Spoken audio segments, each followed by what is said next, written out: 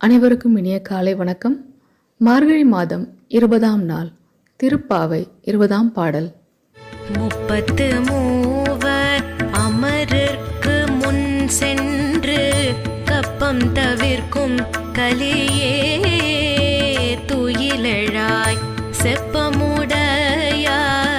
திரளுடையாய் செற்றார்க்கு வெப்பம் கொடுக்கும் விமலா துயிலழாய் செப்பெண்ணமென் மூலை செவ்வாய் சிறு மருங்குல் நப்பின்னை நங்காய் திருவே